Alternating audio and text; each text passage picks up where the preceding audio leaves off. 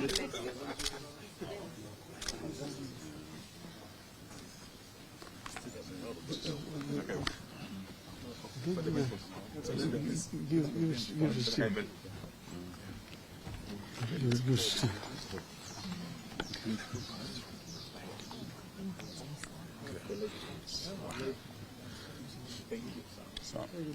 lady, yeah.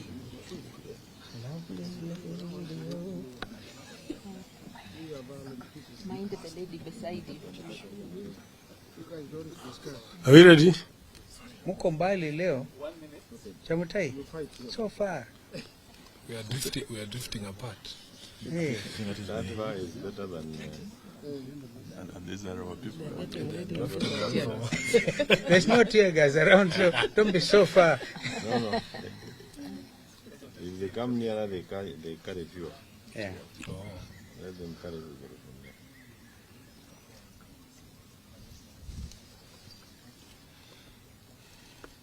from there.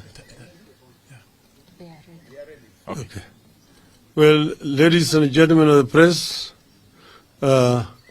this is the leadership of AZIMIO la Umoja One Kenya Coalition Party, together with the delegates to the proposed bipartisan discussions that are scheduled to be beginning shortly. So we have a statement which is going to be read by Honorable Stephen Kalonzo Musyoka on our behalf. Thank you. Thank you.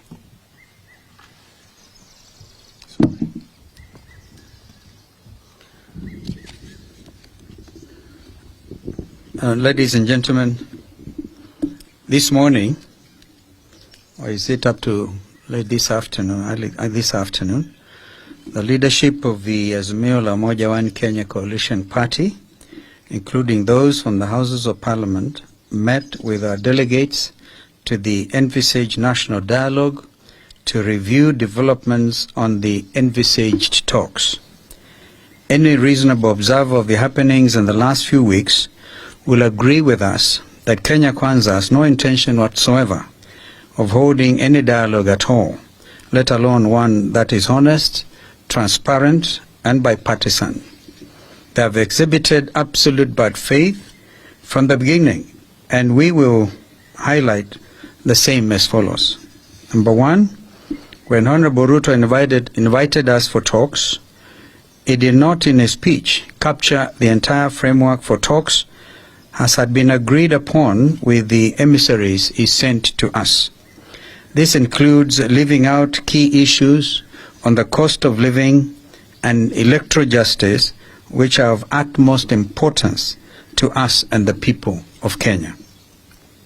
Number two, the delay in naming his team is another sign of a lack of seriousness that has been made worse by the inclusion of members of the AZIMIO coalition in his team, when the whole country knows that respect for multi-party democracy is one of the key issues we have put on the table.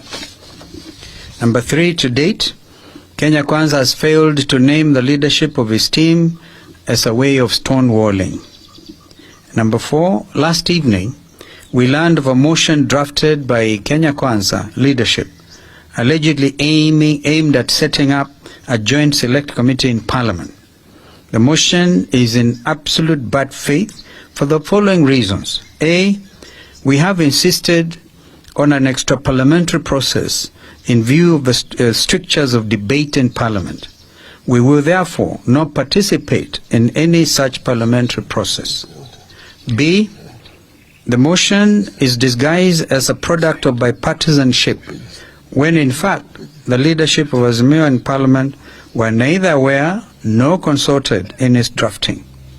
C, the motion proposed to name members of the minority party to the so-called select committee without any reference to the minority leadership, in violation of the standing orders of both houses. And D, the motion purports to set the terms of reference and scope of the discussions without any reference to us. We continue to insist that the dialogue must be about all the four issues, namely the cost of unga, fuel and electricity, forensic audit of the servers, bipartisan reconstitution of the IEBC, and respect for multi-party democracy.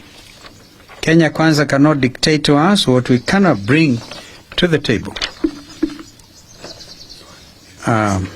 So given the foregoing, we as the leadership of a coalition have resolved as follows. Number one, we remain committed to an extra-parliamentary dialogue that is honest, transparent, meaningful, and bipartisan in conception and execution. Our members of parliament in both houses shall not be party to any other process, and particularly not the one proposed in the motion by Kenya Kwanza. Number two, we have instructed the chairperson of our team, Senior Counsel Otiendo Molo, to formally invite the Kenya Kwanza team for a meeting to set the ground rules for the talks. Number three, our issues remain what we said before, and they are reduction in cost of unga, fuel, electricity, and school fees, opening and audit of IEBC servers, bipartisan reform and reconstitution of IEBC, reinstatement of the 4 IEBC commissioners, and end to the buying of MPs, which threatens multi-party democracy. Number 4, we reiterate the call that the regime must immediately take up the hospital bills of all Kenyans who sustained injuries as a result of police brutality during the recent protests and demonstrations, and pay reparations for those who lost their property and their lives.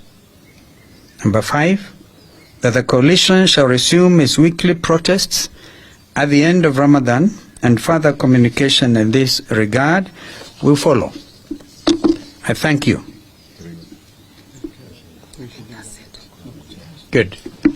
Sawa. Maswali tafadhali, kama kuna swali. Pengine baada ya iftar. Asante. I think maelewa hii kitu ni continuous, very very clear. So karibuni sana.